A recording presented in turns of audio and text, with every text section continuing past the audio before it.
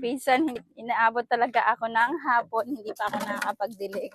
Kaya kailangan na natin magdilig ngayon. Kawawa naman yung mga gulay natin. Ayan mga besko. Malapit nang lumubog ang araw. Kaya kailangan nating magdilig. Nakalimutan natin magdilig mga besko. Nakagawa ng mga kung ano-anong gawain mga bes. Pero okay lang yun bes. Huli man na ihahabol din, di ba? Kahit na nalilay tayo, pwede nating habulin yung mga bagay. Hanggat kaya nating habulin, habulin natin. At least ginawa natin yung abot ng makakaya natin para mahabol yung mga bagay, di ba? At least nag-try tayo para sa mas ikabubuti ng pangyayari. Magdidilig lang, ang dami pa sinasabi mga bes ko, no? Nakakatuwa lang bes yung dating tinataniman mo lang na walang walang dahon or walang gulay. Meron na siyang meron na unti-unti nang tumutubo. Kasi actually bes may tanim ako noon tapos pumasok lang yung tubig dito sa dagat namin kasi minsan umaangat yung tubig dito. Nagkaroon ng tubig dagat to kaya namatay din yung namin, yung mga halaman namin. Tingnan mo bes oh. Oh, 'di ba? Nagkakaroon na ng unti-unting mga dahon. Ayan, 'di ba? Dati 'di ba wala naman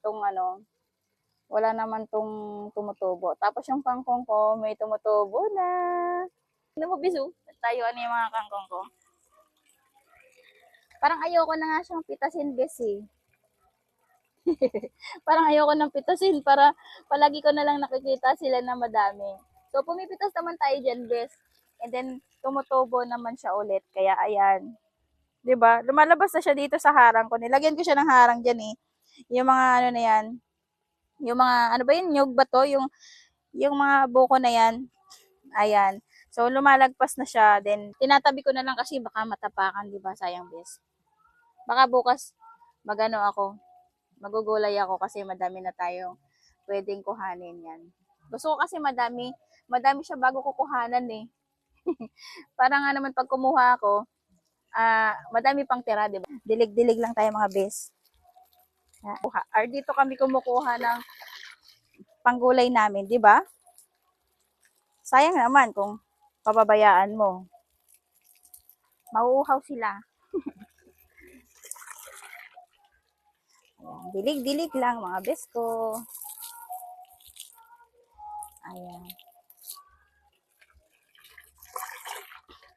Meron akong siningit ditong papaya eh. Ambot lang kung tutubo to mga bes ko. Pangarap ko magkaroon ng madaming papaya.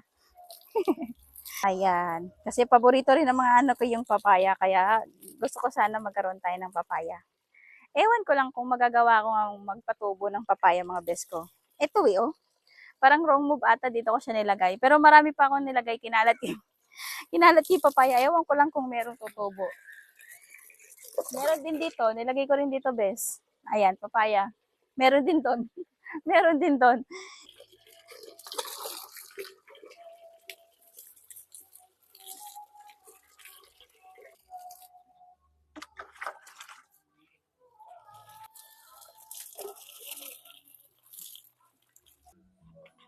Ayan, tapos na tayong magdilig, bes.